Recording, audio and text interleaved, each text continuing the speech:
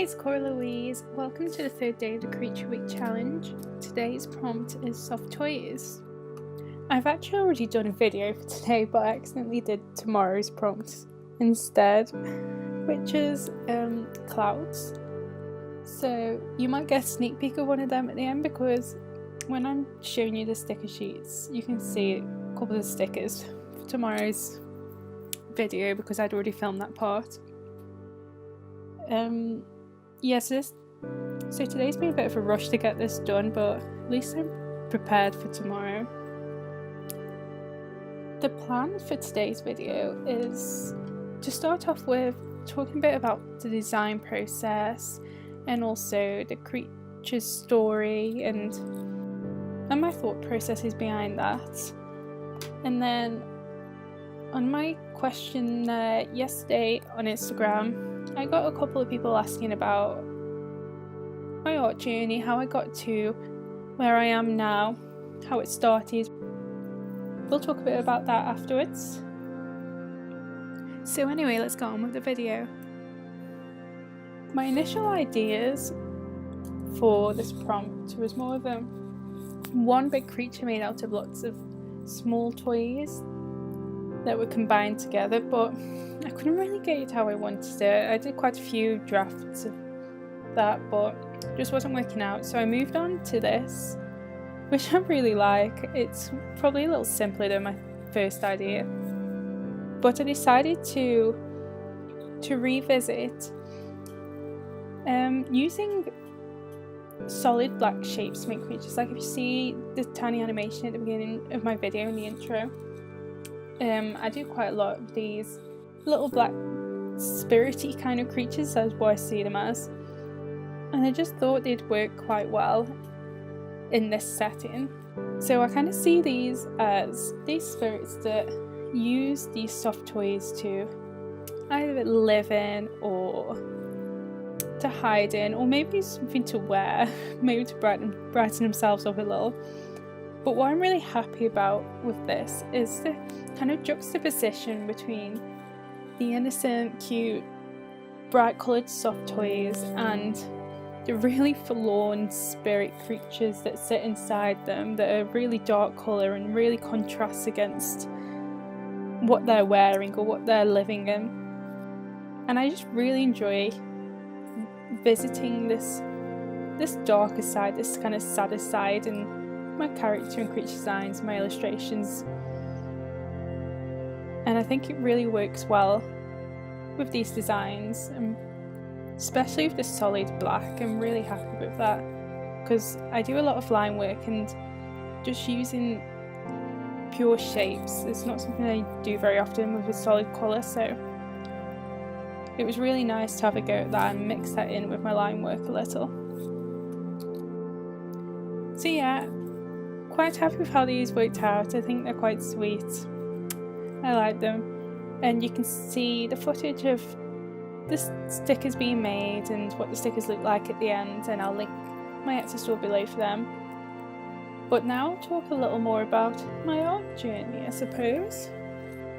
So there isn't really a certain starting point for my art journey. I've just always enjoyed creativity and just drawing, which I suppose most kids do, but it was quite a focus in high school to do something creative with my future. I wasn't sure what. I went through different things like fashion design and whatnot, but art was a class that I really enjoyed, and it was definitely something I wanted to take on with me.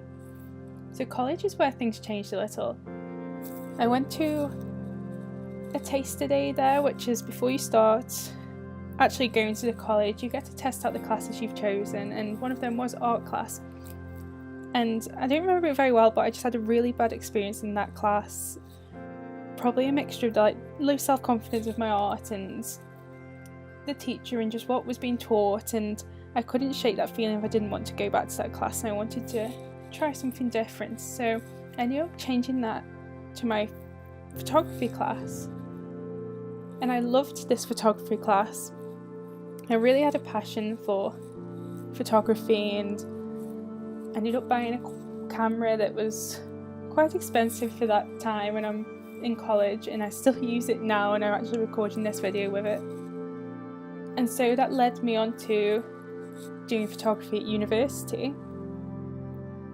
And kind of by the end of my first year at university was where I started to realise that maybe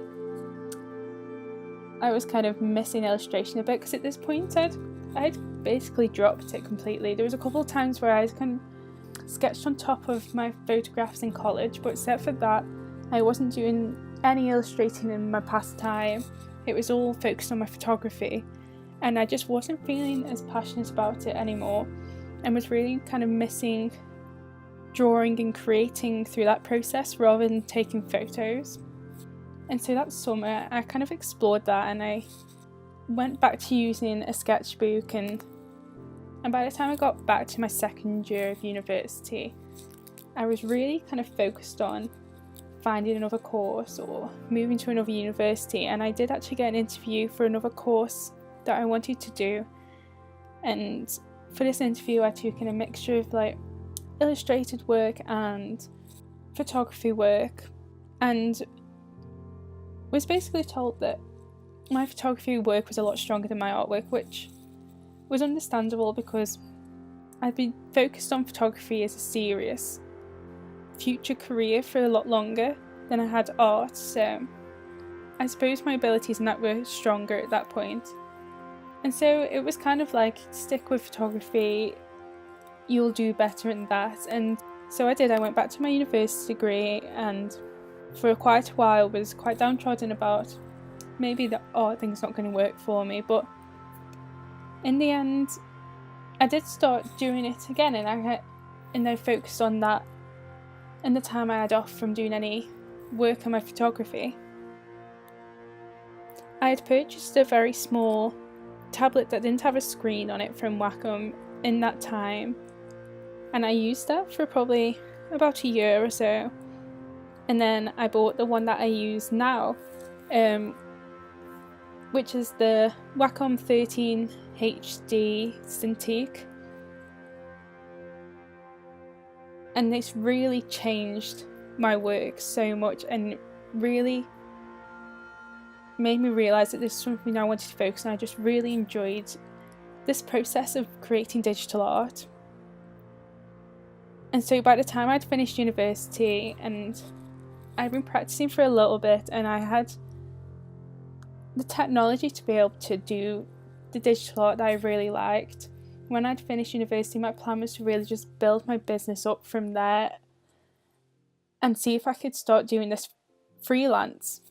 And so that journey from finishing university to where I am now was all just building a profile on Instagram, really trying to get commission work and freelance character design and all that kind of work to help me grow my business. And if you didn't see yesterday's video, I talked about how to grow a following on Instagram and what I learned from that time that really helped me. But I don't regret taking the photography degree. I really learned a lot in that, which I use in my art now, and how to build a business and how to present your work, and it has really helped me in that way. So it's been a journey that hasn't been wasted, and it's got me to where I'm at now, so I'm not disappointed in taking that course at all. I just wish I'd had a little more confidence with my work a little sooner and didn't rely on the opinions of other people and what they thought my future should be. So I really say just go with what you want to. If you want to do art, just do it. Don't worry about posting. Don't worry about who sees your work. Just post it. Anyway, here's the finished piece, and also my Cricut machine making the stickers. I hope you enjoyed the video and finding out a little bit more about my art journey. It's nothing special, but thank you for watching, and hopefully I should see you tomorrow. Thank you.